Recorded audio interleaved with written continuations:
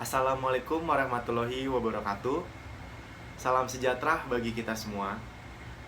Para hadirin mahasiswa pada diskusi tugas Bahasa Indonesia 4 ini dan tutor Bahasa Indonesia saya pada kelas 243 yang saya hormati.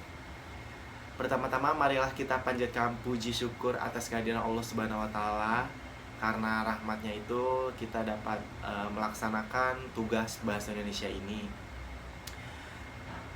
COVID-19 bisa kita ketahui adalah sebuah pandemi yang besar yang terjadi pada kita di awal tahun 2020 atau akhir 2019 ini. Sebetulnya apa sih itu COVID-19 itu? COVID-19 adalah sebuah gejala atau virus yang disebabkan oleh SARS-CoV-2, adalah kelompok virus yang menginfeksi sistem pernafasan yang awalnya ditularkan dari hewan sebenarnya. Namun setelah diteliti lagi, ternyata COVID ini tuh bisa ditularkan dari manusia dengan perantara seperti tidak sengaja terhirup percikan ludah dari si pengidap penyakit ini, atau berinteraksi langsung dengan pengidap atau pasien COVID ini. Kemudian penyakit ini dapat menyebabkan gangguan sistem pernapasan, mulai dari gejala seperti flu, batuk, kemudian infeksi paru-paru, dan hingga menyebabkan kematian. Kemudian, menurut data yang dirilis oleh Gugus Tugas Percepatan Penanganan COVID-19, itu kasus terkonfirmasi positifnya itu hingga 4 November 2021 itu mencapai 4.246.802 orang, dan angka kematiannya itu mencapai 143.500. Wah, besar sekali ya.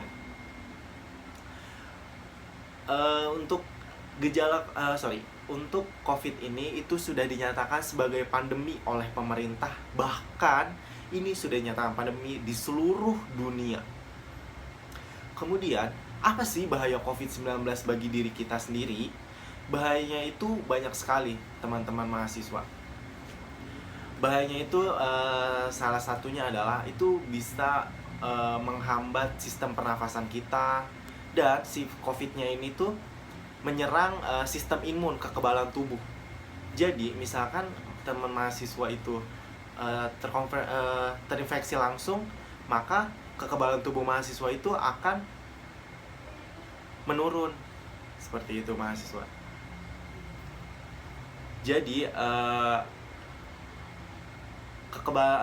infeksi tersebut bukan menyerang dari diri kita sendiri aja, tapi untuk lingkungan sekitar juga mempengaruhi, karena virus ini bisa menular dari udara atau interaksi langsung. Atau misalkan kalian memegang benda, ternyata benda itu sudah kayak terkontaminasi sama virus tersebut, lalu kalian memegang mata, itu kalian bisa terjangkit virus tersebut ya.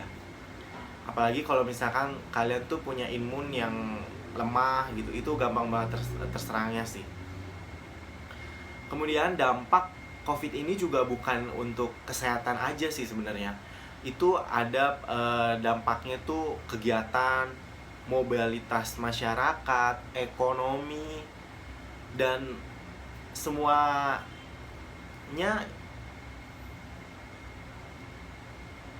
semua aspek dalam kegiatan masyarakat itu kena semuanya. Misalkan karena COVID ini banyak aktivitas ekonomi yang diberhentikan, seperti kegiatan jual beli di pasar itu nggak boleh, karena untuk menghindari penyebaran virus-virus tersebut. Jadi mata pencarian para pedagang terputus.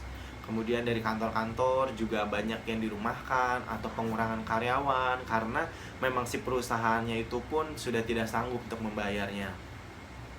Kemudian gimana sih cara kita agar terhindar dari COVID ini? Tips dari aku ya, yang pertama itu yang jelas kalian harus jaga jarak. Jaga jarak minimal 2 meter. Kemudian kalian jangan lupa untuk memakai masker ya. Itu penting sih, karena kalau kita nggak mau pakai masker, tingkat penularan itu sangat tinggi banget. Tinggi sekali. Apalagi kalau misalkan lawan bicara kita tidak memakai dan kita tidak memakai, dan lawan bicara kita ternyata terkonfirmasi terjangkit virus tersebut, itu potensi untuk kitanya terpapar itu bisa sampai 100%. Kemudian lakukan hal-hal yang memang tidak penting itu di luar rumah tuh dikurangin. Ya, jangan terlalu sering keluar rumah, atau kalau misalkan memang urgent banget nih, penting banget, baru keluar rumah, tapi dengan protokol kesehatan yang berlaku ya. Kemudian untuk sekitar juga kita harus melindungi sekitar COVID dengan cara melakukan desinfektan untuk lingkungan rumah, atau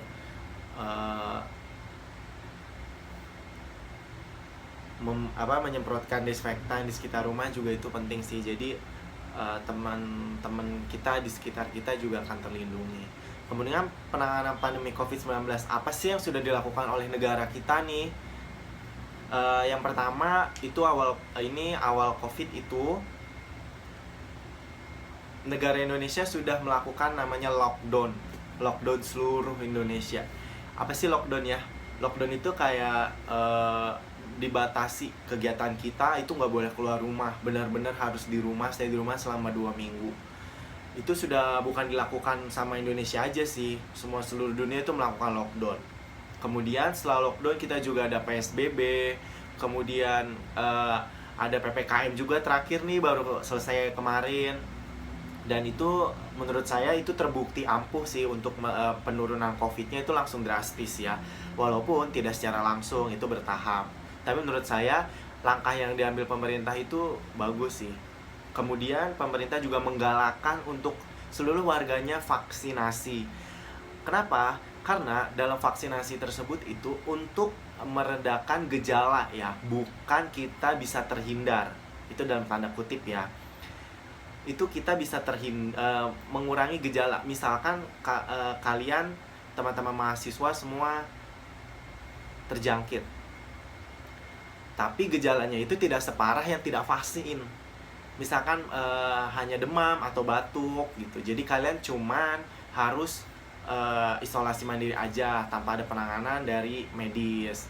Tapi kalau misalkan kalian tidak vaksin, wah, itu gejalanya bisa benar-benar parah. Kalian tuh lemes, badan kalian sakit, terus pusing, nggak bisa mencium, benar-benar parah. Kemudian, apa sih yang harus kalian lakukan kalau misalnya kalian sudah terlanjur terjangkit virus tersebut? Pertama, jangan panik ya. Kemudian coba identifikasi diri kalian, atau kalian ingat-ingat kalian tuh pernah berinteraksi dengan siapa sih?